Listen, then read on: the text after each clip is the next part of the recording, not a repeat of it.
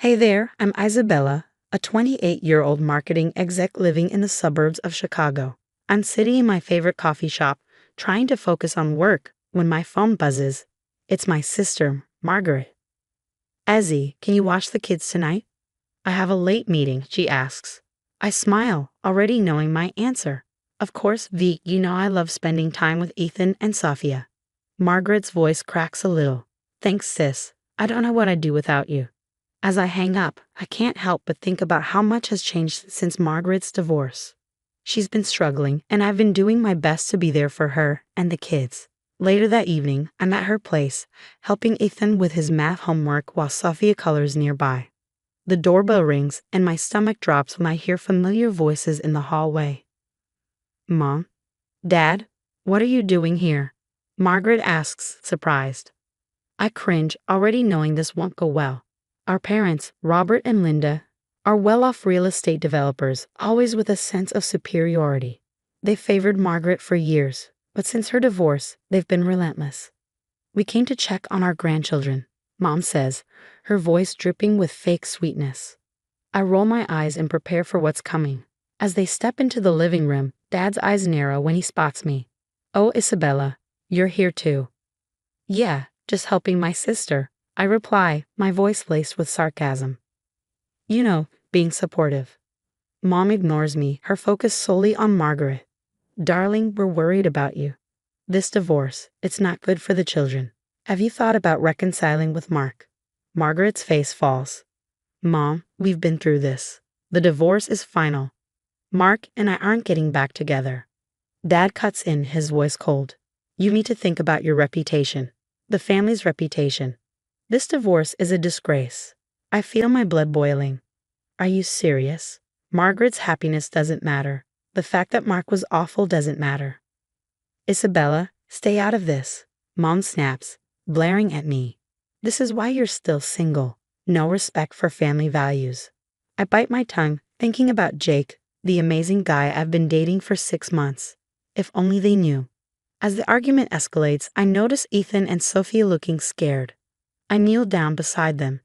Hey kiddos, how about we go get some ice cream? Their faces light up, and we sneak out the back door, leaving the chaos behind.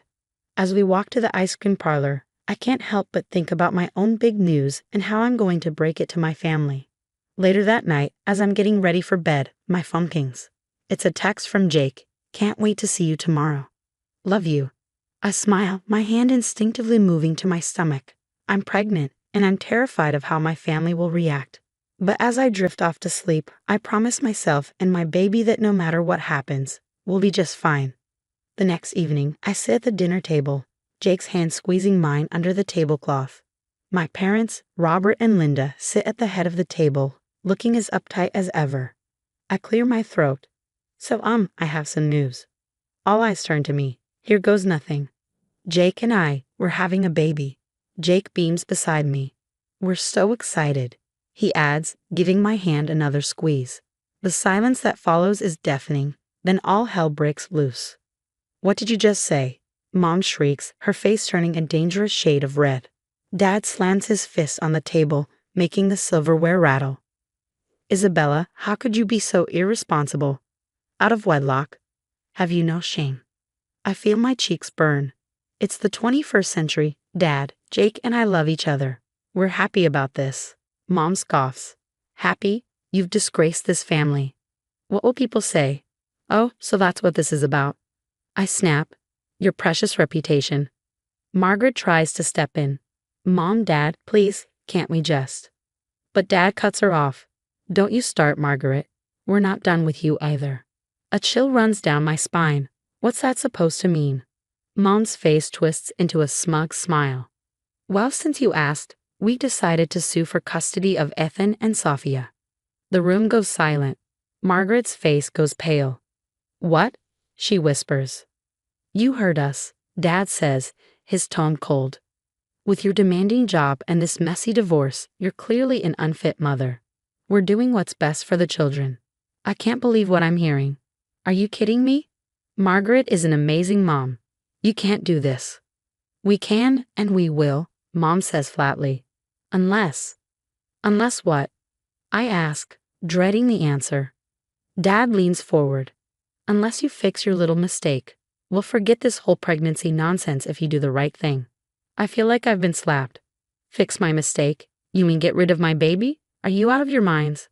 Jake stands abruptly, his chair scraping against the floor. That's enough. Isabella, we're leaving. But I'm not done. I turn to Margaret. Sis, you can't let them do this. Fight them. Margaret just sits there, tears streaming down her face, saying nothing. Dad points to the door. Get out. You're no daughter of ours. Gladly, I spit back, grabbing my purse. As Jake and I head for the door, I turn back one last time. You know what? I feel sorry for you. You're so obsessed with appearances that you've forgotten what really matters. Family, love, happiness. You're the ones who should be ashamed. With that, we walk out, slamming the door behind us. Once we're in the car, the reality of what just happened crashes down on me, and I break down, sobbing uncontrollably. Jake pulls me into his arms. It's okay, Azzy. We've got each other. We've got our baby. That's all that matters. As we drive away from my childhood home, I realize he's right. This isn't the end. It's just the beginning of a new chapter, and I'm ready to fight for it. It's been a whirlwind few months since that disastrous family dinner. Jake and I found a cozy little apartment, and let me tell you, waking up next to him every morning makes all the drama worth it. Plus, this baby bump of mine is getting harder to ignore, in a good way. But it's not all sunshine and rainbows. Margaret's custody battle is in full swing, and it's really taking a toll on her. One afternoon, I stop by her place and find her surrounded by legal papers, looking like she hasn't slept in days. Hey V, how are you holding up? She looks up at me, dark circles under her eyes. I'm hanging in there, barely. I plop down next to her on the couch. Listen, I've been thinking. We need to fight fire with fire. What do you mean? She asks, confused. I take a deep breath. I hired a private investigator to look into Mom and Dad's business dealings. Margaret's eyes widen. You did what? Hear me out, I say, leaning in. The PI found some interesting stuff. Embezzlement, offshore accounts, property flipping schemes. As I fill her in on the details, Margaret's jaw drops lower with each revelation. Holy, I can't believe it, she whispers. Believe it, sis. Our dear parents aren't as squeaky clean as they pretend to be. Margaret shakes her head, still in shock. But how does this help us? I lean in closer, a plan forming in my mind. Think about it. They're trying to paint you as an unfit mother. Well, how about we show the court who the real unfit guardians are? A spark of hope flickers in Margaret's eyes.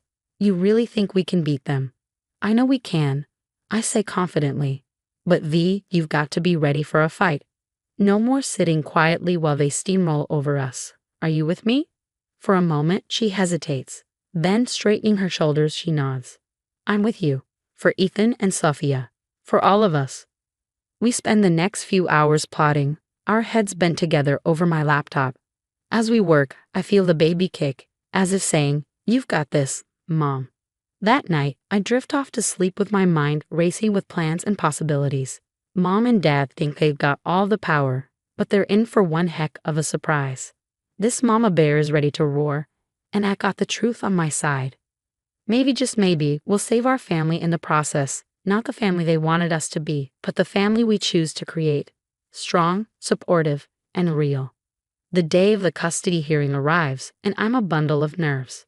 My baby bump is now impossible to hide, and Jake has been my rock through it all.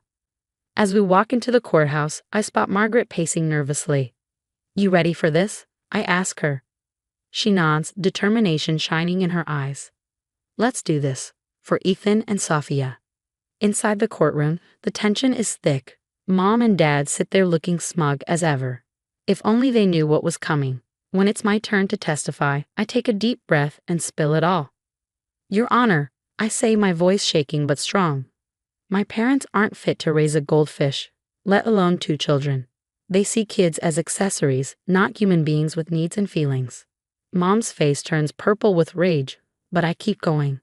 I tell the court about the anonymous tip to the SEC about their shady business dealings. Then Margaret takes the stand, presenting evidence of how Mom and Dad tried to manipulate Ethan and Sophia, filling their heads with lies about their mother. With every word, the truth chips away at the perfect facade our parents have built. This time, we aren't backing down.